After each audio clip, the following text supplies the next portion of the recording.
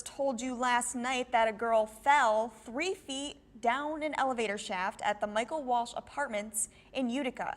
Turns out it was actually 30 feet. The girl survived that 3-story fall, and today News Channel 2's Gary Liberatore spoke with the girl's mom and has more on this elevator that many say has been a problem for the past year. I realized it wasn't working because it passed 4 and it went to 6. Two 9-year-old girls got onto this elevator around 3:30 Friday afternoon. We talked to one of them here on Saturday. Her parents didn't want her face shown. And then it went up, and then it stopped, then it went down, and it kept going up and down and up and down.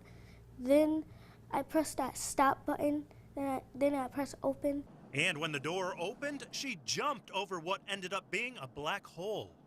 And then Alyssa tried to jump out with me too, but she hit her head on the thing, and she fell in the hole. The elevator stopped between the 2nd and 3rd floor, and the girl dropped 30 feet down to the basement. And the woman this girl ran to for help came quick. And she's moving herself up from the elevator shaft to lean against the wall to keep from laying on the floor. And she was down there really crying, scared. It was dark.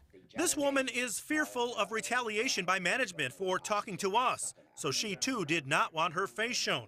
She says this elevator has had a long history of problems, and she wants to be clear. She says this was not just a case of two girls messing around on the elevator. I'm trying to reach a member of management to... I had no luck contacting anyone in the management office for the Michael Walsh Apartments, but I did talk to Gary Green. So you were stuck in that elevator before? Oh, yeah. Wow. They had to call the fire department to get me out. How long ago? About a few months ago. Gary Green lives on the 4th floor. He has emphysema, and he says he isn't the only person who lives in these apartments that has gotten stuck on this elevator for an extended period of time. I think this might shake him up a little bit. So how do you, if you have to get out of the building right now? I don't go nowhere. But if you did? Well, if you have the ambulance, They would have to carry you down the stairs? That's the only way.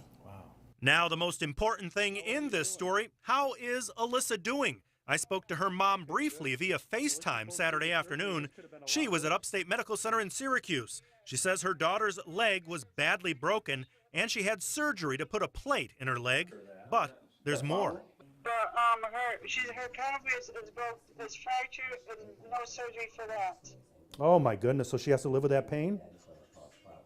Yeah, we're here for the next couple of days or maybe longer. But she's alive. Thank God for that. Thank God for that. And finally, this woman says she actually called management 20 minutes before this happened on Friday and told them the elevator wasn't working. And she says nothing was done. I gave the manager in the office a call and let him know the elevator man had just left and the elevator is broke again. And this was before all this happened? This is before all this is happening. Police say they are looking into whether there was any responsibility and whether any criminal charges could be filed. In Utica, Gary Liberatore, News Channel 2. We're staying on this story tonight. Utica firefighters were on the scene at those apartments again this afternoon, this time clearing out snow from the fire exits around the two buildings that make up the Michael Walsh Apartments. As far as the investigation goes, Utica fire officials say Utica Fire Marshal was working with Utica Police yesterday, and this case still remains under investigation.